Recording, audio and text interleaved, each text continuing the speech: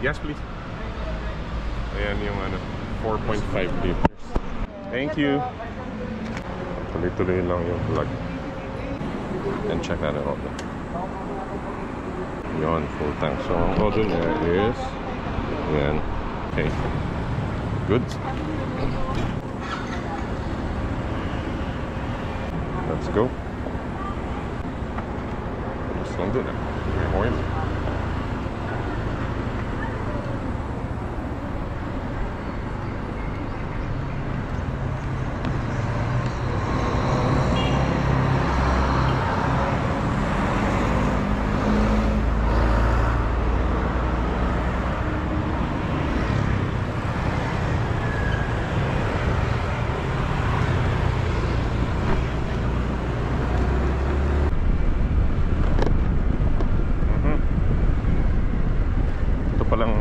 Windshield natin, ano, okay naman performance siya so far. Yung lubak lang dahil medyo matagtag ang Legend.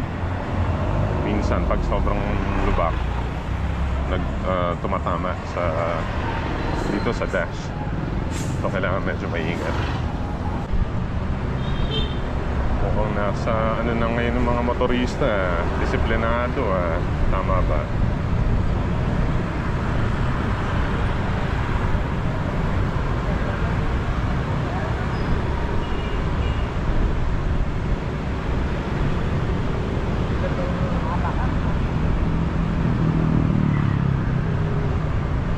So third full tank na. 4 months na yata itong si Legend. O 5 months. Going 5 months. So hindi ko naman laging nagagamit siya dahil meron akong 4 wheels. At mostly ang trabaho ko nasa online lessons lang, sa bahay lang. At pang palengke ko lang, pang quick grocery.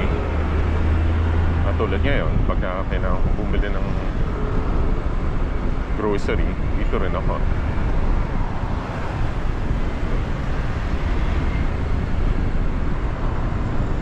Ayan, dito tayo sa sub.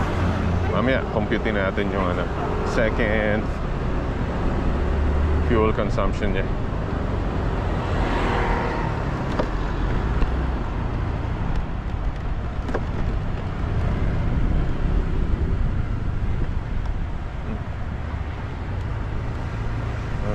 Buti pa dito tayo. Doon tayo sa isa.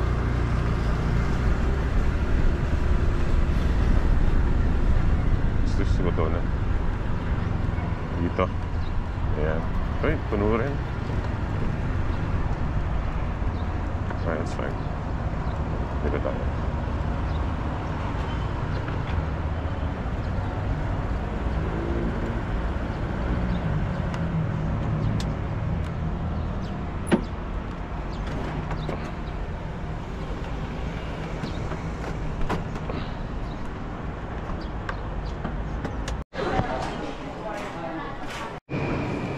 Alright, so ito yung 267 Odo minus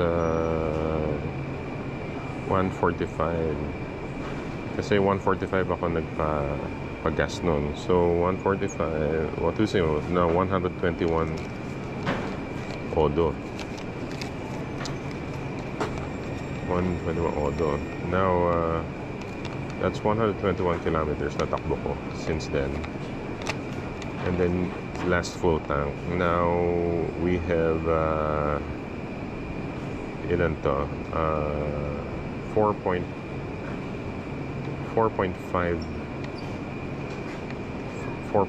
liters. Okay, 4.5. So ito divided by 4.5 liters. 27, bumaba. Tama. Oo. Bumaba 27 Ba't ganun? Kasi sa bagay, puro bigat kasi yung gamit ko From 31 kilometers per liter, naging 27. Ganyan, nalakas kumain yung unit ko ngayon. I have to to emphasize na mabigat ako, plus lagi akong may dalang gear or groceries. Kaya ganun. Okay. Okay, tapos na groceries. Thank you. So fuel consumption natin mataas, 27 kilometers lang. Paano, mabigat naman talaga. Lagi ang karga ko. Tignan mo.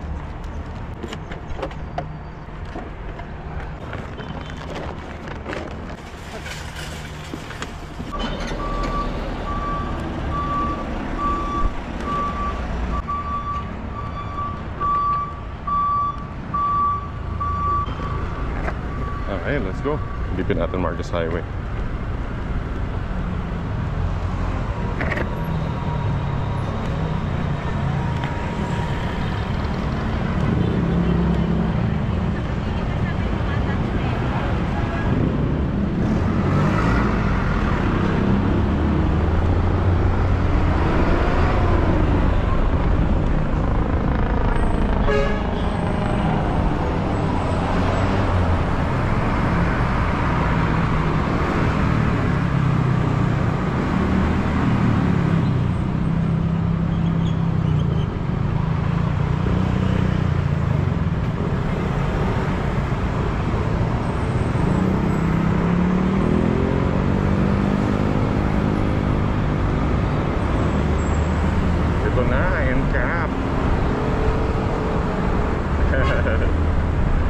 Marcos Highway, 60 kilometers maximum. Ayos.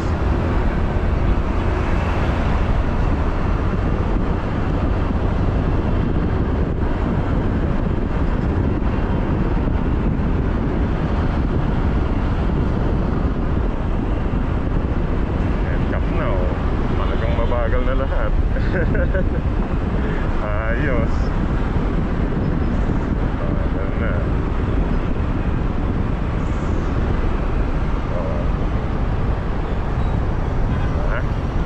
Tayo.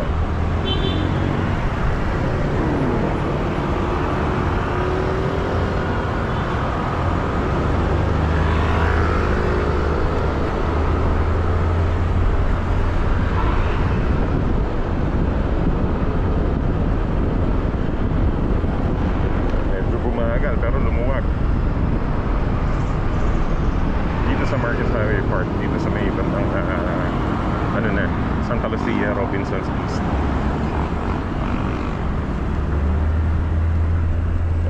Yes, so now we have our fuel consumption. So ngayon meron na tayong third fuel consumption and second fuel consumption, 27 kilometers per liter. Grabe ang baba. Although, yeah, kita nyo naman, lagi ako may karga. Tapos yung bigat ko. Tapos dito lang naman kasi, hindi long ride. Pag long ride yan, siguradong mas, siguro dadagdag yan mga kalahati. Kasi long ride mas tipid pag long ride talaga. Sa totoo lang, kesa sa yung stop and go lagi. So, that's why medyo mababa yung fuel consumption ko. Kasi dito lang Dito lang. Pag nilong ride ko to, sigurado yan. Tapos under pa to, hindi pa siya na-change oil. Talagang kita nyo naman yung Odo, nasa 365 pa lang yung Odo. So talagang wala pa. Ayan, just letting you know na yan ang just an update about yung fuel consumption. Okay, again, this is under break-in period, hindi pa na-change oil. So yung una is 31. Kasi meron akong mga mahabang biyahe, Makati, yung mga ibang gigs malayo Tapos mula nun, hindi ko nalayo to dito lang Dito lang talaga ganyan lang Tapos yun, 27. Alright. Ayan so kitang kita, it's 27 kilometers per liter. Itong after nung first full tank. Under 500 kilometers, nasa 360 kilometers pa lang yung natatakbo yung Odo. Tapos mula nung long drive ko sa, hindi naman long drive, pero mula nung mga gigs ko sa Makati pati sa Quezon City, after nun full tank, di ba? Tapos mula nun dito lang, puro grocery rides lang, halos wala pang 1 kilometer or 2 kilometers every ride lang, dito lang, malapit lang. So umabot siya ng 27 kilometers per liter lang. Ang baba. Although yun nga yung weight ko, plus laging may grocery, plus dito lang, hindi long ride. Kasi pag medyo malayo, napapahinga yung throttle eh, umaandar ka eh, napapahinga yung throttle eh. So yun, 27 kilometers. So next siguro, after change oil, after 500 kilometers. Ang tagal kong hindi nagamit eh, medyo busy kasi. So yan pa lang yung update for now. Yun lang, just sharing. So ride safe sa inyong lahat. Ingat.